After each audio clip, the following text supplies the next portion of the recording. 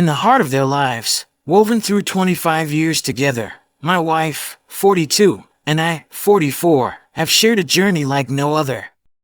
Ours is a story of love, enduring through decades, marked by 19 years of marriage and blessed with 3 wonderful children, all under the age of 14.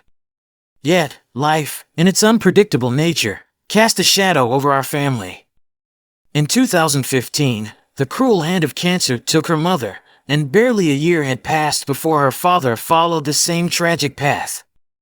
These losses plunged my wife into a chasm of grief, a deep, engulfing depression that touched the very core of our lives. As she navigated this dark labyrinth, I stood by her, a silent pillar in the midst of our family's storm, holding onto the hope that together, we would find our way back to the light.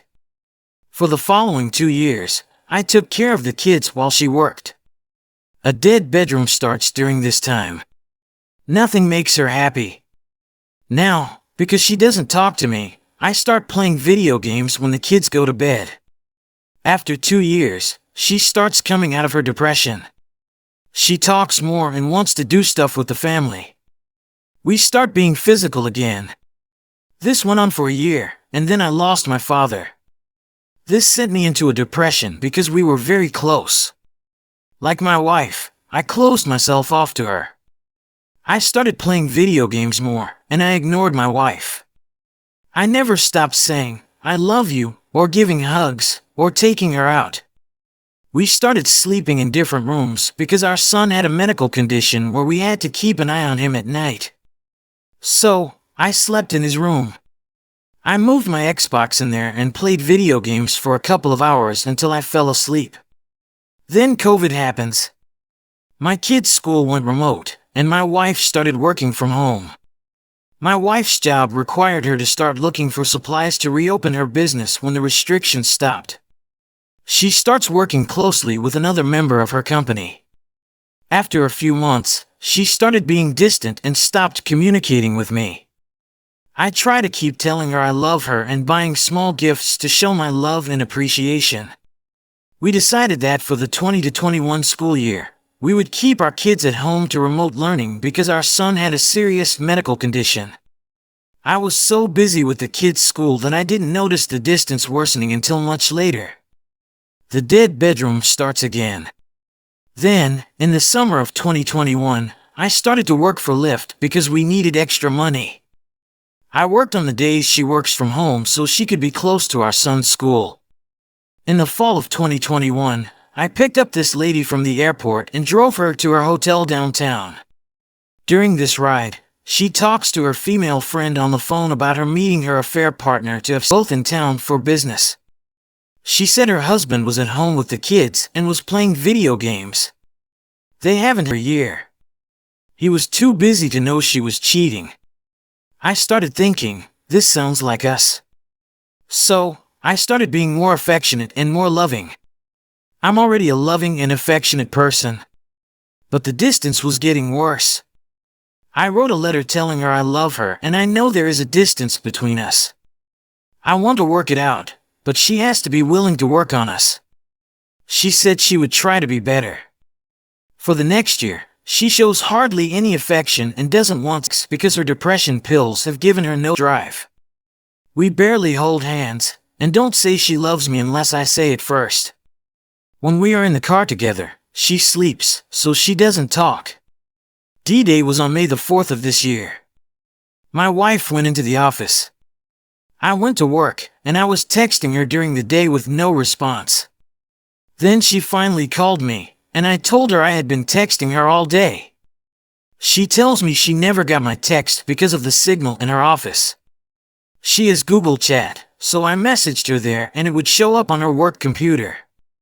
No responses. She gets home, and after we put the kids to sleep, she takes a shower. There, in the quiet of our home, I reached a point where I couldn't bear the uncertainty anymore. I looked at her phone, my heart heavy with apprehension. May the 4th, a day when Star Wars fans like us usually share a smile, became the day my world started to crumble. Checking her texts, I saw my messages had gone unnoticed until she left her office. But it was Google Chat that revealed the painful truth. She had been sending those special May the 4th gifts, the ones we always laughed about, to someone else, not me. As a Star Wars fan myself, it stung deeply. Not a single GIF for me, not one. My heart sank as I realized the depth of our disconnect. So, I checked all their messages, and the affair had been going on for almost 3 years. There were tons of "I miss you" and "I love you." I feel so stupid. I am completely devastated. This guy moved to Kansas in 2020 but comes into the office once a month since he works remotely the other weeks. I guess when they would have Zoom meetings with each other to get their business open, he began to flirt. In the past, guys would flirt with her, and she would shut them down. This guy wasn't as handsome as me. I'm not a 10, I have a little dad bod. Maybe I'm a 6 to 7, he was a 4. She began to flirt back, then they would go to lunch together. Then the lunches turned into going to his hotel room for lunchtime and telling me she had to work late to have more. I even saw a text to a friend saying it wasn't better. She just craves the attention. So, I screenshot everything to myself. I didn't say anything. I was having surgery in the summer and needed her help. After surgery, we had decided to move closer to family. She barely helped me look for houses. I rechecked her phone in October. I guess the relationship came to an end in June before my surgery.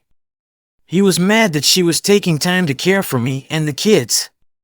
I was wondering why she became more affectionate and loving and wanted to have a sexy time with me after I healed. Last week, we got into a huge argument because she started being distant and wasn't communicating again.